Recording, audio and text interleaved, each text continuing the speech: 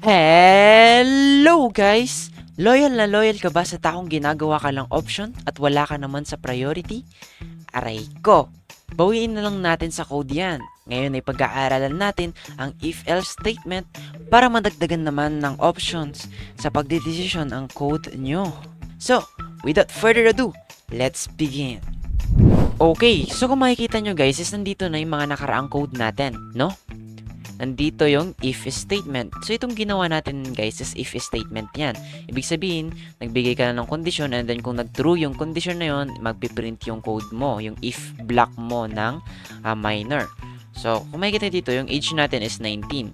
And then, itong age natin na condition is if si age is less than 18, magpiprint ng minor. Pero magpo-false yan. Bakit? Kasi yung age natin is 19, hindi siya less than 18. Diba? Kaya hindi magpiprint tong minor. Anong mangyayari? Walang mangyayari, guys, no? So, ano lang, para hindi kayo malito, pwede kayong gumawa naman ng maraming if kung gusto nyo. Pwede kayong gumawa ng if dito, gumawa ng maraming if dyan, no? For example, pwede tayong gumawa ng another if ulit dito, no, na lalagay natin dito, gagawa ulit tayo ng condition. Since 19 yung age natin, then gawin natin dito, if the age is greater than 18, yan, if greater than 18, ang ipiprint niya is hindi na minor. Hindi na minor. Diba? Yan. So, pag niran natin yan, guys, ang magpiprint dyan is hindi na minor. Kasi, yung code natin, no, chinecheck niya yan line by line. Unang niyang tinignan yung una nating if na age is less than 18. So, nag-false siya dito. So, wala siyang ginawa dyan. So, lumipat siya ng another if. Ito na naman yun. Okay? Ang nalagay dito is age is greater than 18. So, nag-true ito kasi 19 yung age natin. So, greater nga siya sa 18. Kaya, magpiprint yung hindi na minor. Diba? Kapag pinrint natin yan, guys, ito makikita natin. Dito. Ayan, hindi na minor. Diba? Pero, mahirapan ka niyan. Kasi, paano yan? Pag lagi ka nalang gagawa ng condition, no? So, dito na papasok yung else natin. Ayan.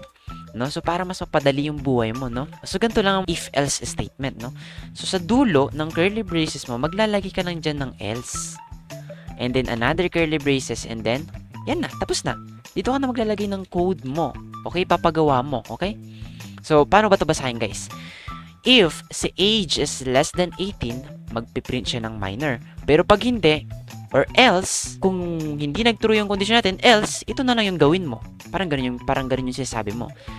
If si age is less than 18 is nag-false, else ang gagawin niya. Okay, else, ito na lang ang gawin mo. So, ito yung papagawa mo sa kanya. Wala ka nang ibibigay na kondisyon.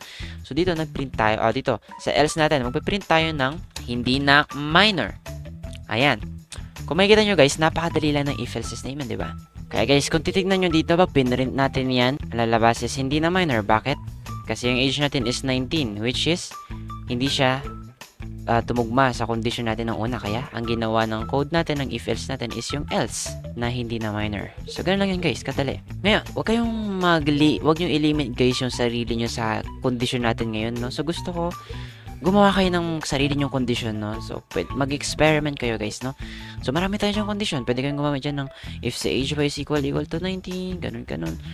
Pwede nyong gamitin yung comparison operators natin na naalala nyo, okay? Na pinag-aralan natin. Mayroong greater than, may less than, may equal to, may not equal to, may less than or equal to. Ganun guys, kayo na yung bahala mag-experiment na huwag yung i-limit yung condition nyo dito sa age less than 18, okay? Mag-isip kayo ng pwede nyong gawing activity guys, no? So, hanggang sa muli guys, next week ulit, ang pag-aaralan natin is if-else ladder naman o yung maraming kondisyon. Paano pag gusto mong maglagay ng maraming kondisyon? Gagamitin natin yung if-else ladders. No? Pwede ka naman gumamit ng if na marami, pero I recommend pa rin yung if-else ladder. Okay, so see you guys on my next video.